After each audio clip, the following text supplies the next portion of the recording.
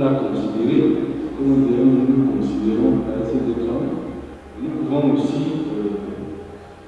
mettre quand même, on ne va pas dire au moins que dans les prochaines versions de cette défense internationale, la ville soit traitée de manière, on va dire, on va dire vraiment de manière spécifique. Est-ce que quelqu'un pourrait me dire, oui?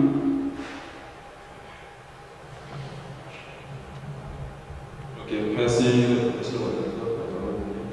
Je suis monsieur Déguisé Guy Béranger, je suis coordonnateur d'une organisation agroalimentaire. Je crois que moi je posais une question, je peux en penser d'ordre général.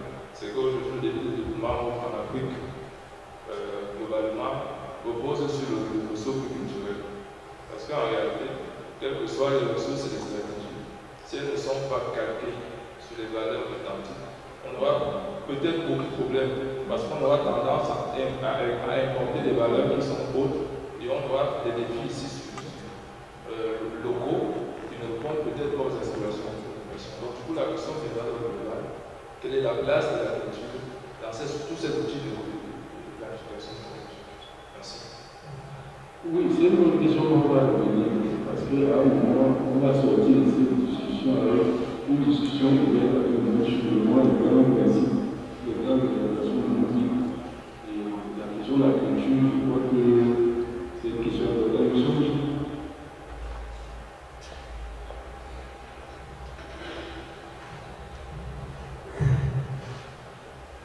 Merci, monsieur le technique pour la parole du modérateur de la séance. Alors, dans la SND30, puisque c'est le ministère de la Terre qui nous rassemble ici aujourd'hui, il est clairement prescrit la création d'un programme de modernisation du peuple. Je pense que c'est bon par l'évaluer le moment venu. Et dans ce programme est bien défini, clair. Quand vous entrez par exemple à la de la SND30, le programme qui a tendu d'être créé pour certaines réalisations dit clairement qu'il faut, par exemple, procéder à la construction des voies de fonctionnement et de pénétrance dans les villes. Le programme est assez détaillé. Vous avez tout à l'heure parlé des quartiers précaires, des fausses précaires. Vous allez également trouver toujours à ce niveau-là l'aménagement des zones d'habitat précaires dans les grandes villes du Cameroun. Ici, on a clairement ciblé Douala-et-Yaoundé.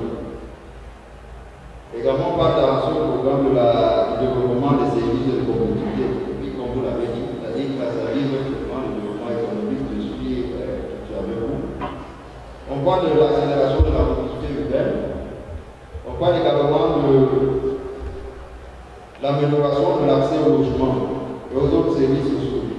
Je pense dans l'évaluation de la SND30 en 2030 justement, on va certainement poser des questions pour voir si ces indicateurs ont quand même essayé de faire quelque chose.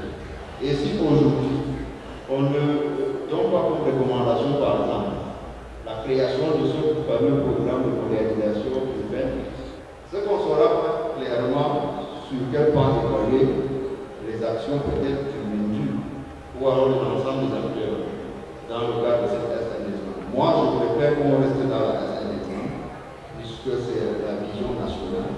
Et qu'on essaie peut-être de proposer comme recommandation la création et la mise en œuvre dans le fameux programme de modernisation urbaine.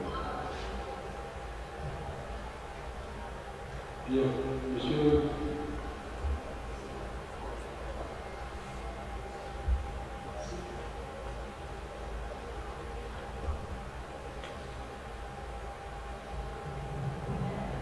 Je pense que mon intervention va aussi à l'endroit de ce qui a déjà été développé la CND30. Et je pourrais aussi parler des ODD. Nous sommes jusqu'à 5 ans de la fin des ODD. On va nous demander le bilan. Ça fait depuis 15 ans qu'on en parle. On parle des stratégies qui ont été... Parce que les ODD, il y a eu la mobilisation de la société civile, du secteur privé, des gouvernements, tout le monde était là pour développer les stratégies. Et on voulait que 2030, il n'y aura plus un seul individu qui vit dans une maison précaire. C'était en 2015, à Quito. On était là, il y avait tout le monde. Nous sommes en 2025, à 5 ans, et nous rentrons encore dans la discussion. Est-ce que ces mots étaient très bien écrits? Est-ce que, je pense que, essayons de, nous sommes à quelques heures, à quelques années, quand on va nous demander le bilan, on va dire qu'est-ce que vous avez fait? Et je pense que cette réunion, cette journée mondiale de l'habitat, nous a réunis ici pour parler des points clés de la société. Il faudrait que nous essayions donc de trouver des mots-clés pour encourager nos gouvernements, les opérateurs économiques, la société civile, le public, à aller vers la réalisation, de telle sorte que d'ici 2030, on puisse montrer un bilan. J'ai dû comprendre hier que le déficit en logement ici au Cameroun est de 2 millions d'euros. Alors, comment on va faire concrètement? Nous connaissons très bien les barrières. Donc, j'aimerais qu'on puisse utiliser cette discussion pour donc trouver les mots-clés. Il y a les mails dans la salle. Comment on peut les encourager sur le terrain à aller? Est-ce qu'on peut, au sortir de cette discussion, avoir 2 pages où on a des points clés? On vient de parler du numérique. Il y a des gens qui ont, ils ont dit qu'il y a des éléments qu'il faut faire attention. Il faudrait qu'on puisse comprendre. Est-ce qu'on peut justement faire une synthèse de telle sorte qu'au finish, nous ne rentrons pas dans les discussions stratégiques qui peut-être ne vont pas vraiment nous aider? Parce que je pense que nous devions aller vers la direction d'avoir un document qui nous permet, qui interpelle tout le monde. Vous avez dit tout à l'heure que nous sommes en campagne électorale. Je veux dire, on est en train de planifier. Est-ce qu'au sortir ici, on peut avoir un élément qui peut aider, je veux dire, les gens à faire leur campagne en disant, voilà, le point là, je sais qu'il y a tel nombre de, la grande partie de la population n'a pas de logement. Voilà ce que nous allons faire en nous inspirant de la SLE 30, en nous inspirant des autres pays, en nous inspirant des expériences des autres pays. Qu'est-ce qu'on fait des déchets? Les déchets sont partout. Qu'est-ce qu'on fait? Quelles sont les solutions, les meilleures pratiques? Économie circulaire. On va promouvoir l'économie circulaire.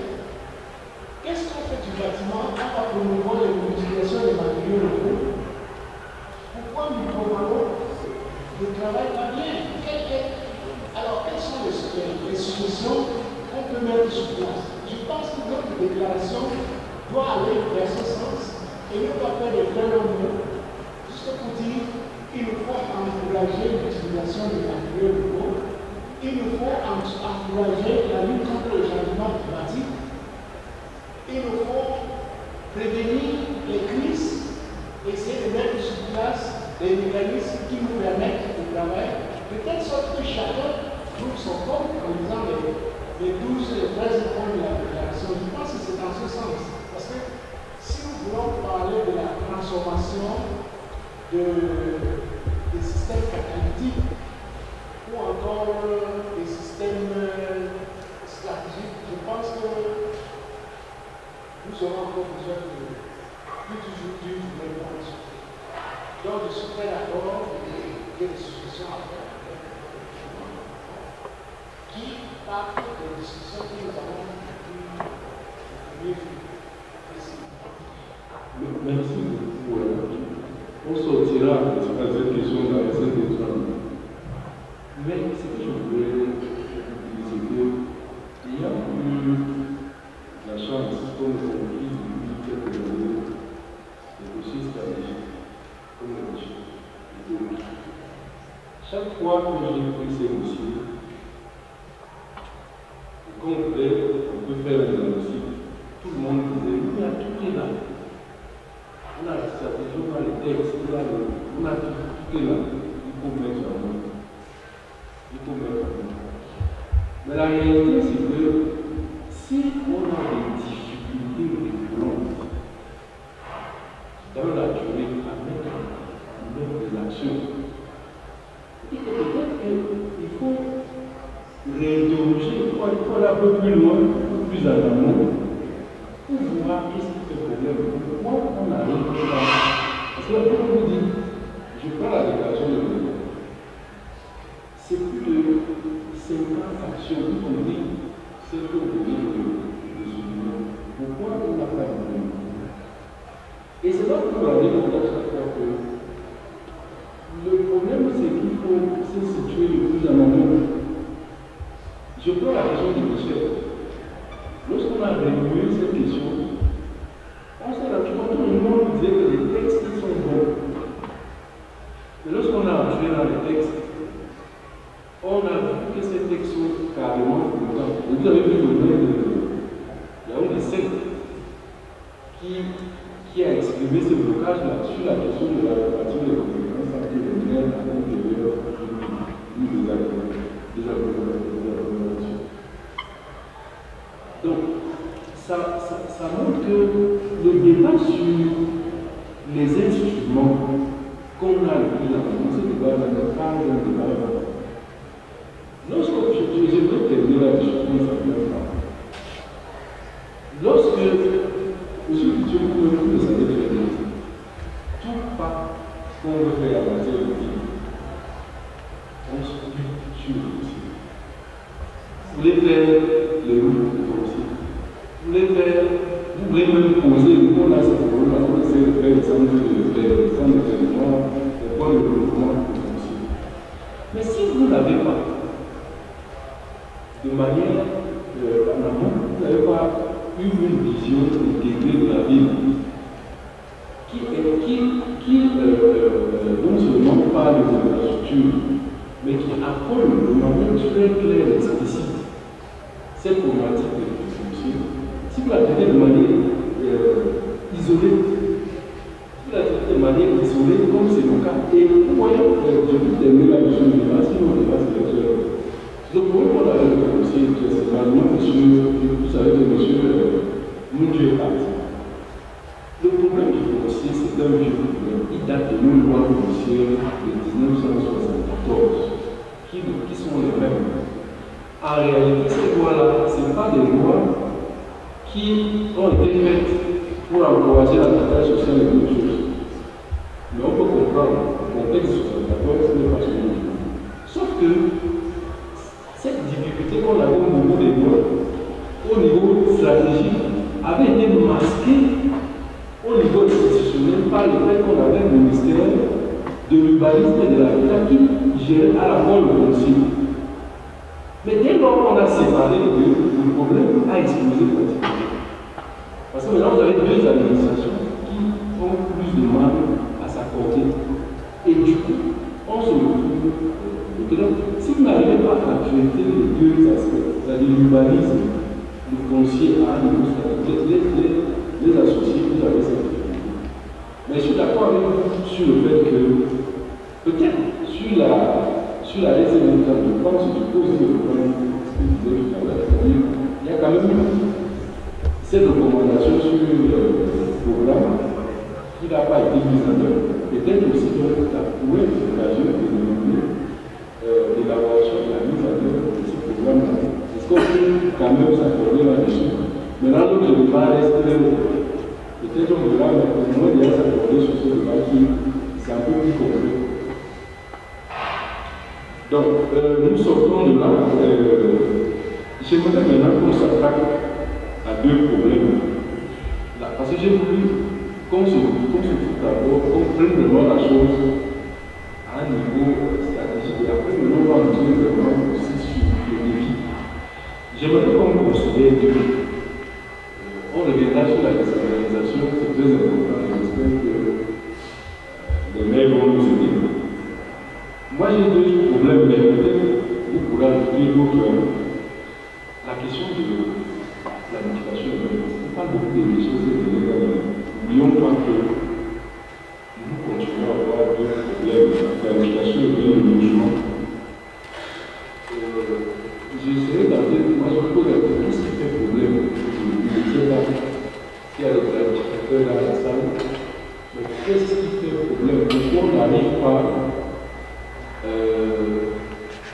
mettre en œuvre les documents de planification.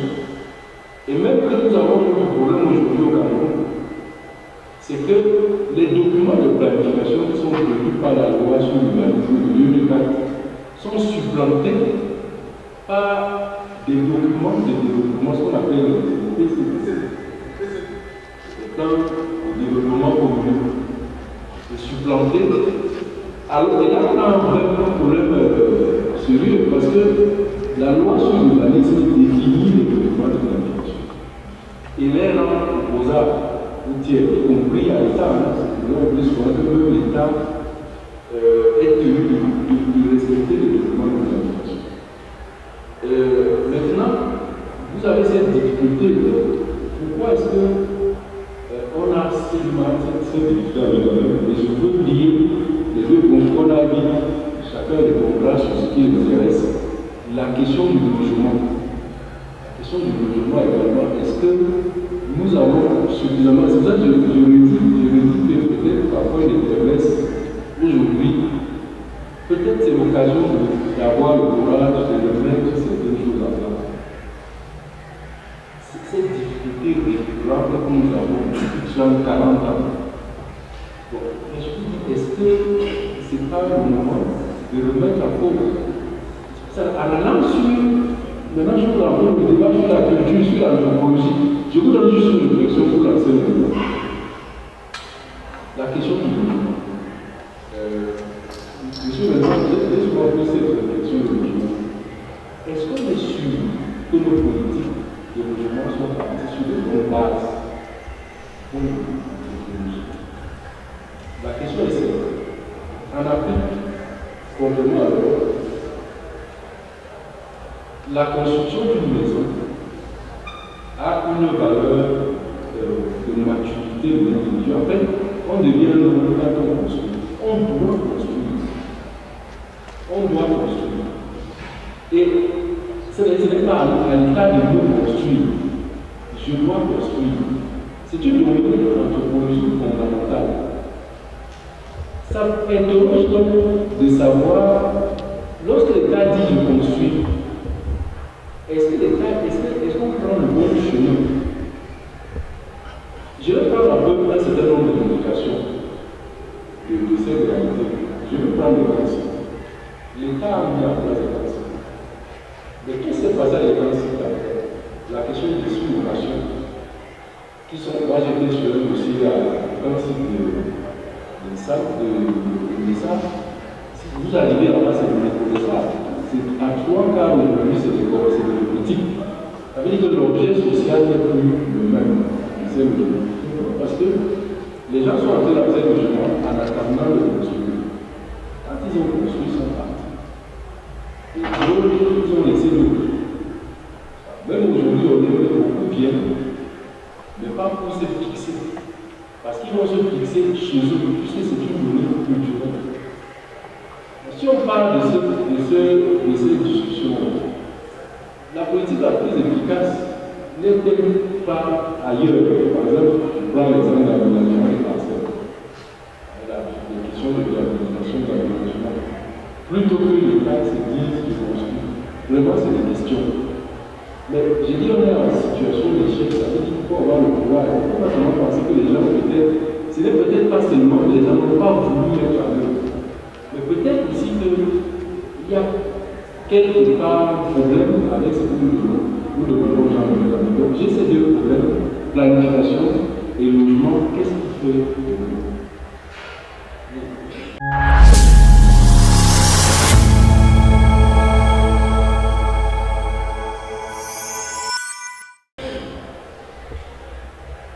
Merci, monsieur le modérateur, d'être apporté ma modeste contribution à cette réflexion.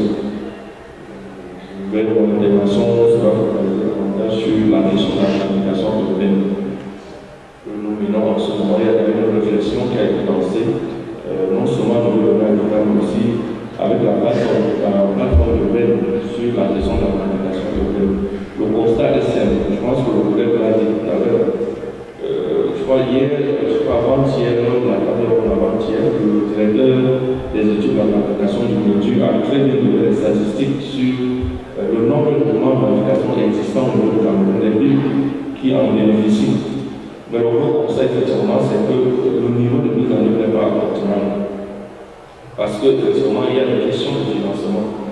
Parce qu'au-delà de tout ce que nous faisons, au-delà de la loi et tout ce que nous disons de cette planification, il y a la problématique du véritable financement. Est-ce que ces documents sont uniquement dédiés ou alors attendent uniquement le financement de l'État? Est-ce que les mecs valorisent suffisamment ces outils de planification? Donc il y a ce problème, mais le constat que nous avons fait sur le terrain, puisque nous travaillons pour parler de la collectivité, c'est qu'il n'y a pas seulement l'existence des documents de planification, mais même vous l'avez dit, monsieur le modérateur, aujourd'hui les communes font face à une multitude de documents de planification de manière globale. On l'a dit avant-hier, le MINDU qui accompagne les communes dans la production des documents de planification urbaine, la loi locale. Nous avons le MINEPAD qui produit également des documents au niveau régional, au niveau communal, aujourd'hui même au niveau local. Nous avons les plaques qui sont produits. Nous avons les régions avec le MINEPAD qui produisent également des instruments de planification, si on peut le dire, à l'échelle régionale. Nous avons les PDC que vous avez produits. Alors, je le rappelais, il y a une déclaration lors du dernier conseil de la décentralisation. Le Premier ministre a pris une résolution demandant à ces différentes administrations de voir comment harmoniser l'ensemble des instruments.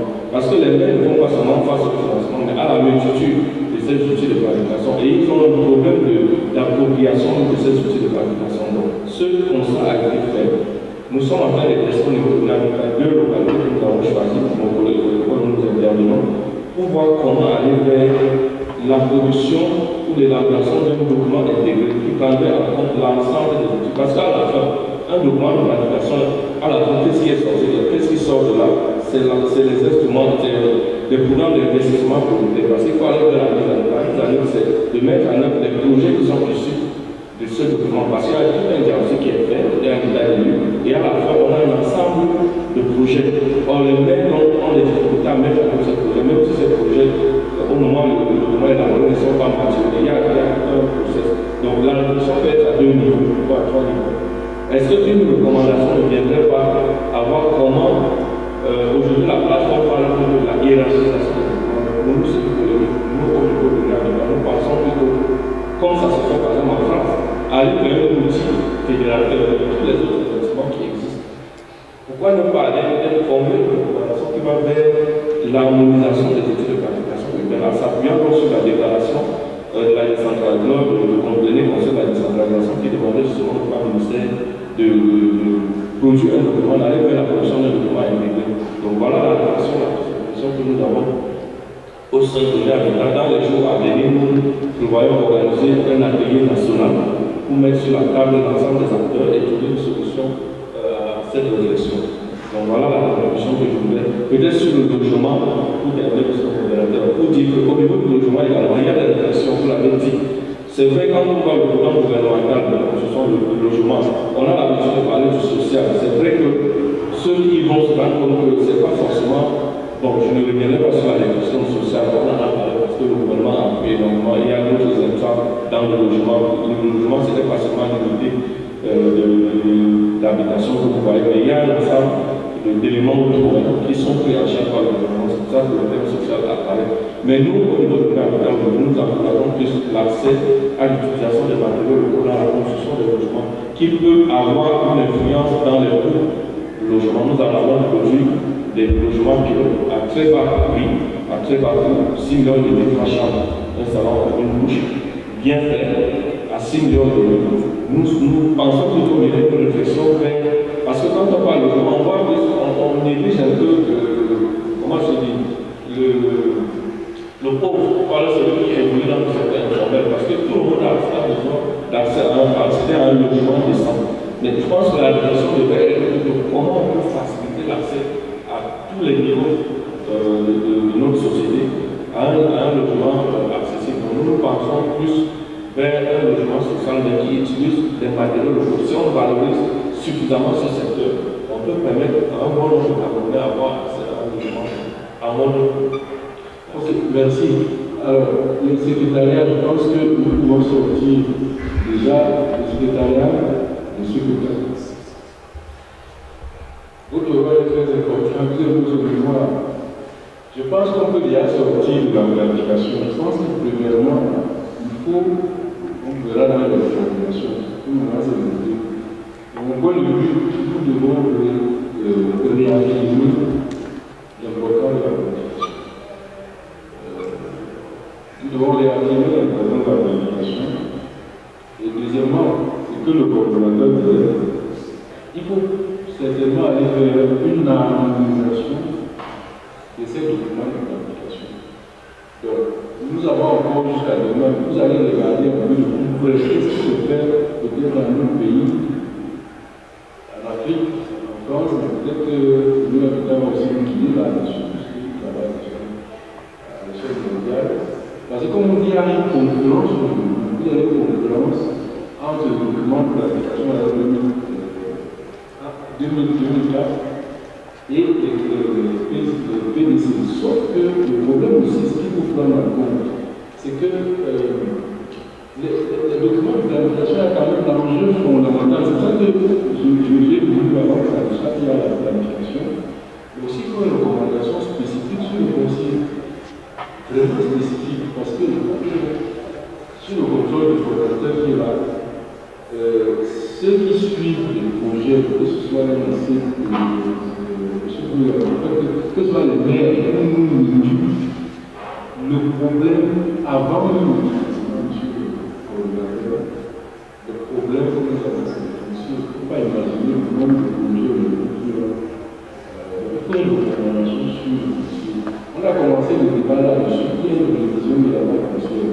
Et il faut avoir une recommandation, on avait demandé qu'on se positionne dans cette révision pour demander vraiment de prendre en compte les questions de l'habitat social, n'est-ce pas, les questions d'habitat social, il faut formuler une recommandation dans ce sens.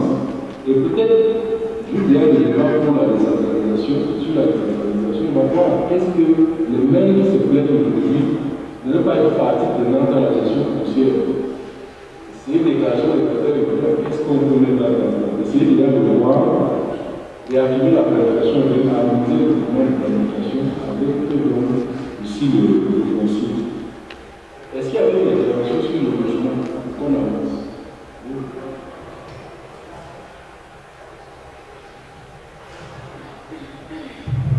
Oui, merci de m'avoir donné. Je suis Sa Majesté Dini, Serge Tapir, premier adjoint au maire de la commune de Nangué-Koko. Je voudrais intervenir justement sur les problèmes liés à la planification et au logement. Déjà au niveau de la planification, je voudrais